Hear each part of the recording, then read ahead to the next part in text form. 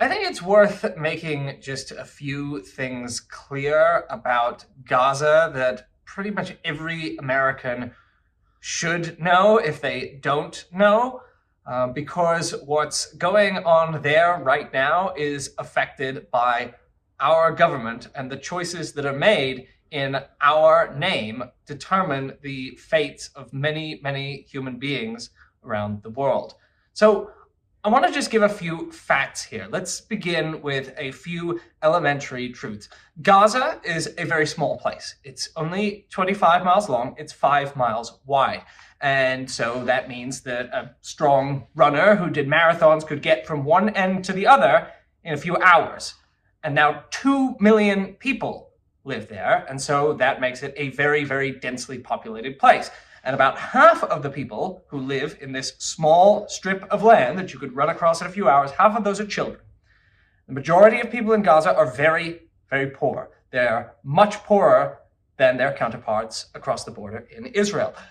Now, it doesn't take much imagination to understand the effects of dropping large numbers of heavy explosives on such a small, densely populated place full of children.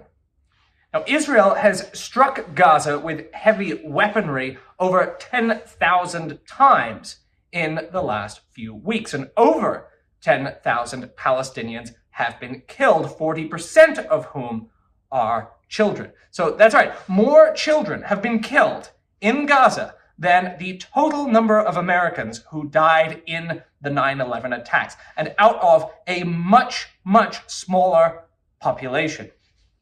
Now, dozens of journalists and UN relief workers, they've also been killed. Their family members have been killed. Now, those people have all died gruesomely. They've died painfully. And it's worth thinking about the people who have survived. Many of the people who've managed to stay alive so far have been maimed or paralyzed. Even the ones who've escaped without physical injuries will have lifelong trauma. They've witnessed things that nobody should ever have to see. You should think about, what does it look like? What is it like for a child to watch another child be killed by an airstrike? And so as the number of the injured increases, the hospitals in Gaza, their capacity to give basic medical care decreases, right? People are having to undergo procedures without anesthetics.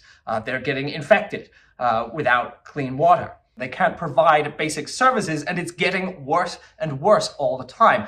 Now, the people of Gaza were malnourished before the recent introduction of the siege, because Gaza had already been under an intense Israeli blockade since 2007. But now they have even less food, even less water, even less basic supplies to live a decent life.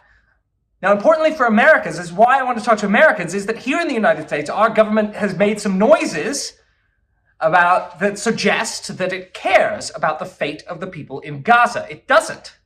The Biden administration is concerned about possibly becoming enmeshed in a disastrous Middle East war, but the Biden administration could call for an end to the violence. It could call for both sides to lay down their arms in a ceasefire and then have a negotiated settlement brokered by the international community. But instead, the Biden administration continues to fund and support the violence. It will not call for an end to it. The United States was one of only a few countries to oppose a UN resolution calling for a ceasefire. We're virtually isolated in the world in refusing to sign on to the international consensus here.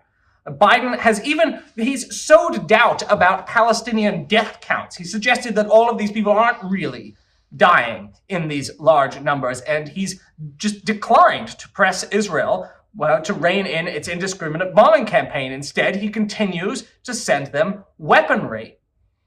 So, as Americans, we have a responsibility to try to change our government's actions. And that's what a lot of the pro-Palestinian protesters that you see are trying desperately to do.